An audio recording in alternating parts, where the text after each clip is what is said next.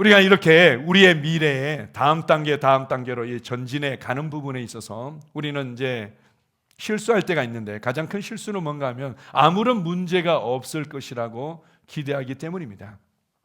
영적인 성장이나 이 성장을 통해서 나타나는 삶의 열매와 이 변화들을 우리는 그냥 조금씩 스텝 바이 스텝 한다고 생각합니다. 오늘 그냥 조금 전진했으니까 됐고, 내일 또 조금 전진하면 될 거고, 언젠가는 그래서 조금씩 좋아지겠지. 성장은 그렇게 일어나지 않습니다. 자연적인 성장도 사실은 그렇게 일어나지 않고, 영적인 성장도 사실은 그렇게 일어나는 것은 아니죠. 물론 우리가 씨앗을 통해서 볼 때는 그렇게 일어나는 것 같지만, 실제적인 삶에 나타나는 변화들은 세상에서도 이제 탄젠트 곡선이라는 표현들을 쓰지 않습니까? 뭔가 계속 축적되다가 어느 순간 갑자기 이제 곡선이 높아지죠. 이렇게 이제 성장은 일어나고, 이번에도 우리가 컨퍼런스를 통해서도 언급하시고, 저도 이제 영적인 성장에 관해서 지켜보고 또 이렇게 발견하게 되는 것은 주로 계단식으로 일어나는 경우들이 많구나. 뭔가 이렇게 정체된 것 같고 침체된 것 같지만 그게 정체된 게 아니죠. 그 기간 동안에 내가 어떻게 반응하냐에 따라서 이 정체가 길어질 수 있고, 그러나 이 죽순처럼 대나무의 이 죽순처럼 끊임없이 뿌리를 깊이 내리면서 영양분을 흡수하면서 이 과정을 통과하면 어느 순간 그냥 위로 그냥 확 점프합니다. 그냥 확 점프하고, 그리고는 또 일정 기간 다져지고, 또 심령을 강하게 하며 견고케 하고, 또 다스리는 삶을 살다가 또 이렇게 점프하고. 이번에 이제 일터 사역 기도회를 이제 새로운 책을 가지고 이제 하게 됐습니다. 그것은 이제 하나님의 나라, 하나님의 왕국의 관점에서 우리의 삶의 현장, 일터를 어떻게 바라볼 것인가를 너무 이렇게 잘 기록한 책인데요. 그 책 제목이 작업복을 입은 하나님의 나라, 뭐 이런 이제 책 제목입니다. 하나님의 나라가 어떻게 우리 가운데 이렇게 나타나는지를 잘 보여주고 있는데요. 예수님께서 사실은 작업복을 가지고 입고는 그 하나님의 통치를, 하나님의 나라를 가져오시고, 기술자로서 삶의 현장에서 또 사람들을 만나고 그들에게 영향을 끼친 것들을 이제 얘기를 해주는 내용들이 있습니다. 그게 보게 되면 하나님께서 우리를 향해서 가지고 계신 계획과 미래를 딱 한마디로 번영이라고 얘기를 합니다. 우리가 교회에서 번영을 가르치면 굉장히 이제 세상 사람들이나 다른 그리스도인들한테 공격의 빌미를 주기도 하죠. 번영 신학을 가르친다고 이렇게 공격을 합니다. 그건 번영을 우리가 만들어낸 겁니까? 하나님께서 사람을 창조하자마자 복을 말씀하신 거죠. 복을 주신 겁니다. 그래서 그것이 생육하고 번성해서 충만케 되고, 그리고 그 충만함을 계속해서 확장해 가고, 그리고 그것을 지혜롭게 하나님의 의와 평강과 기쁨으로 다스려가고, 이것이 사람을 창조하신 목적이었고 사람을 통해서 이 땅에서 이루고자 하는 하나님의 계획이었습니다. 이것을 한마디로 번영이라고 할 수 있는 거죠. 그러나 우리가 이제 보통 번영하면 물질적으로 많아지는 거, 이것만 생각하고 그걸 추구하라는 얘기인가 이제 이렇게 받아들이니까 그게 대해서 이제 잘못된 편견을 가지고 있는 것 뿐이죠. 영적으로 번영하고, 정서적으로 번영하고, 관계적으로 번영하고, 건강에서 번영하고, 그리고 실제로 재정면에서 번영하고, 이것이 하나님의 뜻입니다. 하나님께서 우리를 향해서 가지고 계신 미래는 바로 이렇게 많은 열매를 맺고 이 열매를 나눠주며 복음의 영향력을 끼치는 삶인 것입니다. 그 과정 가운데 우리가 다음 단계로 점프할 때 대면하는 상황들이 있다는 거죠. 오늘 본문 말씀에 우리가 잘 알고 있습니다. 이스라엘 백성들이 종으로 살다가 드디어 이제는 모세의 인도하에 나오게 됩니다. 하나님의 초자연적인 역사들을 경험하고 나와서 드디어 약속하시고 말씀하셨던 그 젖과 꿀이 흐르는 땅, 가나안 땅을 들어가기 바로 직전에 가데스 바네아에서 정탐꾼을 보내서 정탐하고, 그리고는 이제 그 전략을 가지고 이제 들어가기만 하는 그 시점 앞에서 사건을 다루고 있습니다. 하나님께서 그들의 미래를 알고 계셨죠.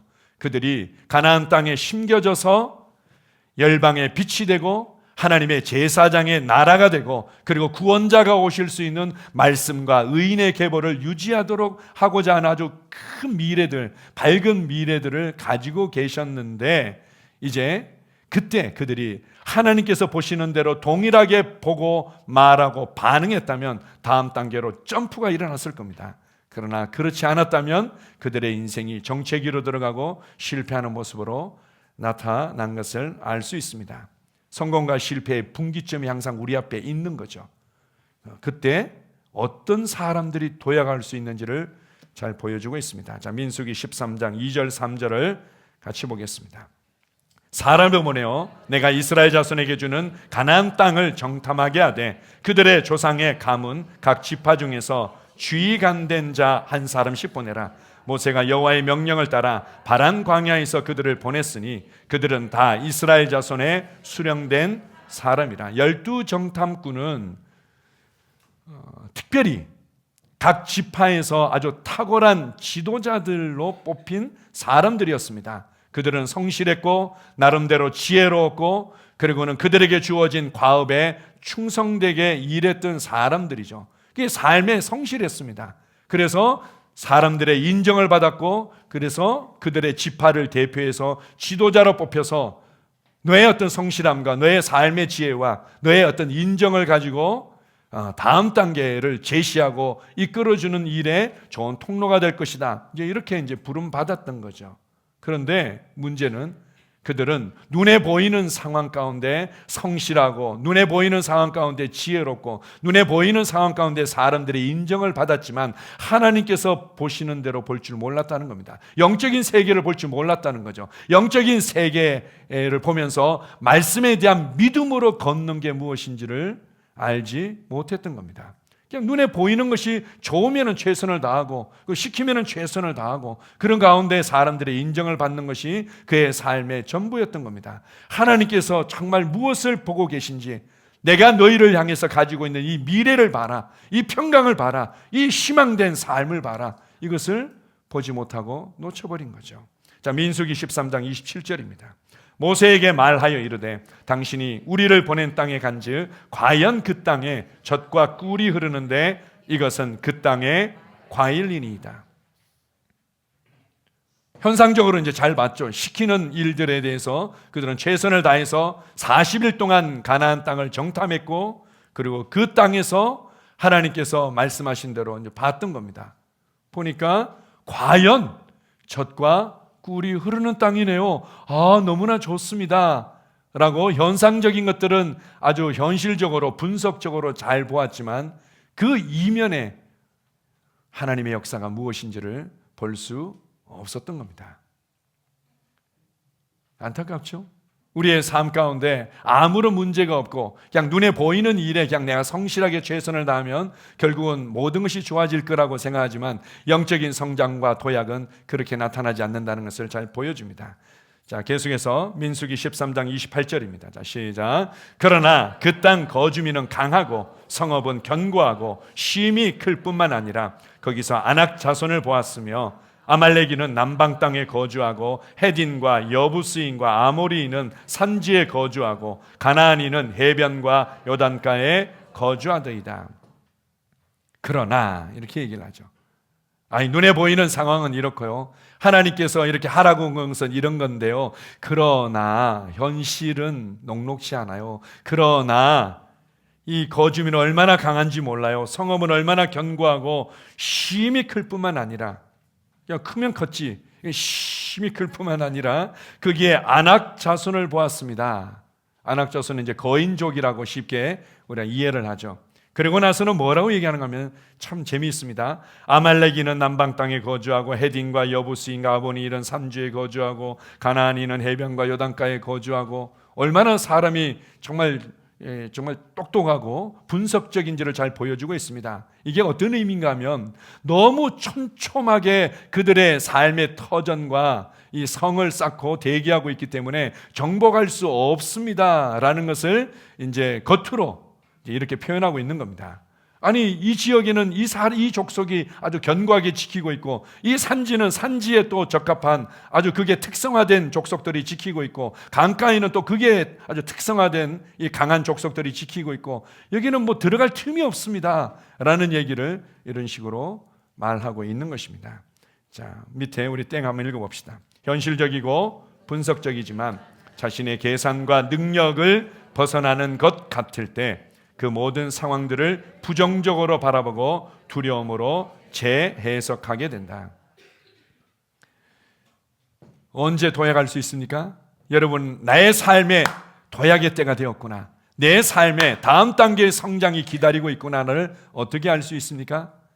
내 앞에 나의 계산과 나의 경험과 그리고 나의 능력을 벗어나는 상황을 대면한 것 같을 때, 그때 내가 다음 단계의 도약이 눈앞에 있구나, 그것을 나의 것으로 취할 수 있습니다.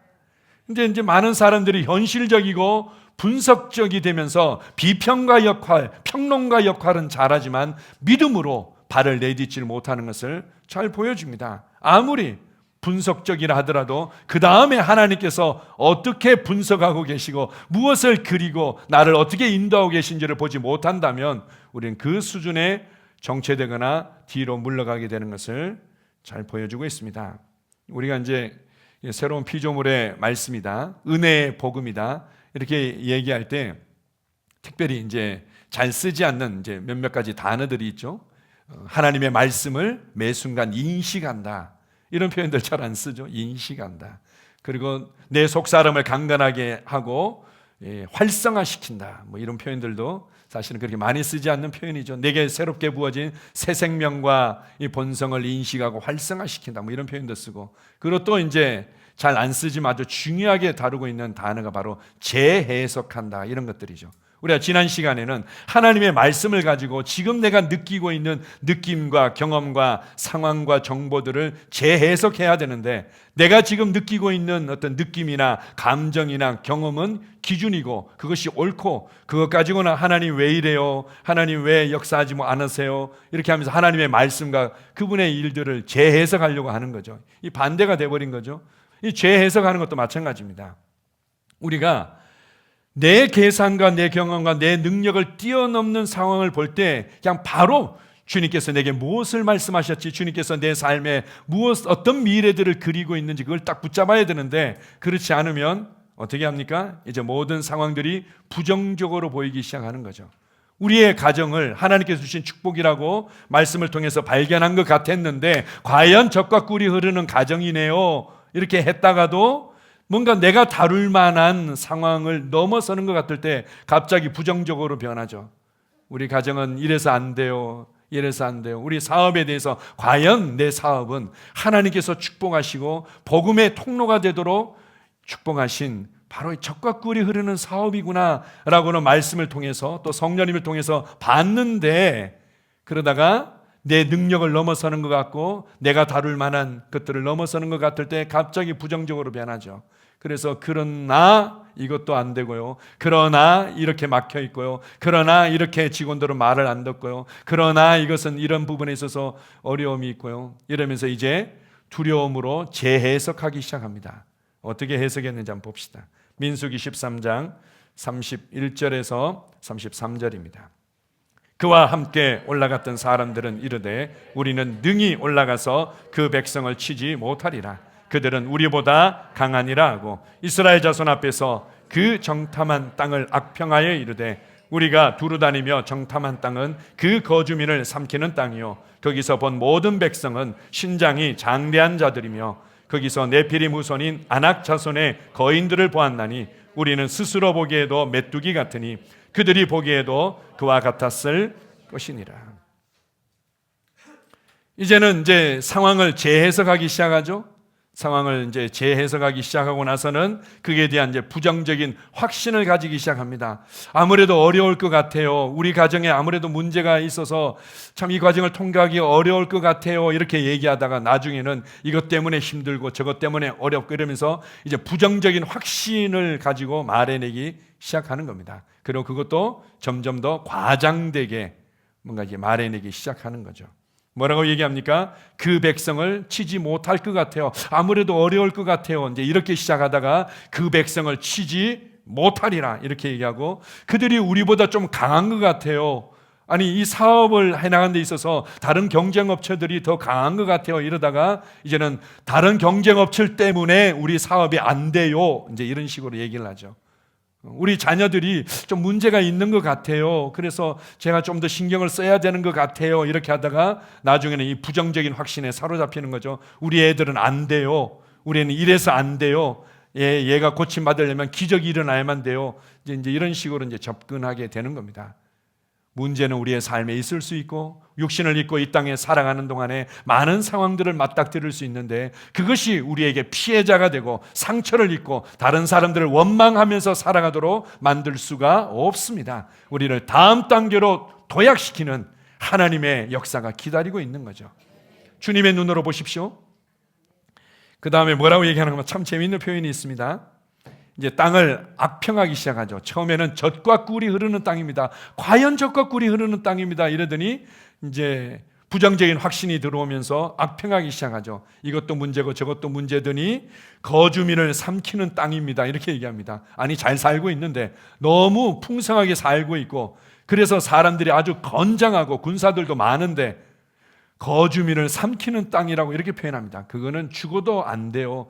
우리 가정은 안 돼요. 우리 남편은 안 돼요. 우리 아내는 안 돼요. 우리 사업은 그래서 안 되게 돼 있어요. 그런데 방법이 없어서 뭐 어떻게 할지 모르겠어요. 이렇게 이제 접근하게 되는 거죠. 거주민을 삼키는 땅이었습니까? 아니죠. 두려움이 눈을 멀게 만드는 것입니다. 두려움이 재해석하도록 만드는 거죠. 그렇게 건장하고 풍요한 땅이 갑자기 삼키는 땅으로 그냥 재해석되어지고 바라보지 못하도록 만들어버리고는 강한 확신 가운데 이제 과장된 말들을 계속해서 하기 시작하는 겁니다. 여러분의 의견을 말해내기 전에 여러분이 어떤 확신을 가지고 있는지를 점검하십시오. 여러분의 확신이 하나님의 말씀으로 말미암은 미래가 보장된 평강과 생명의 말씀인지를 점검하십시오. 그리고 내가 가지고 있는 이 확신이 두려움에 의해서 재해석되어진 확신인지 아닌지를 점검하십시오. 그리고는 이 상황 뒤에서 보고 계시고 일하고 계시는 그리고 그것에 대해서 말씀하신 하나님의 말씀에 집중한다면 우리는 과연 그 땅을 차지하게 될 것입니다. 과연 우리의 가정은 젖과 꿀이 흐르는 땅이었고 나는 그 풍성함을 누리고 있습니다. 주님 감사합니다. 과연 내가 만나는 우리 셀은 우리 교회와 우리 교회 생활은 과연 젖과 꿀이 흐르는 땅이었고 나는 그 풍요함을 누리고 있습니다. 주님 감사합니다. 우리는 이렇게 다음 단계로 전진하게 될 것입니다.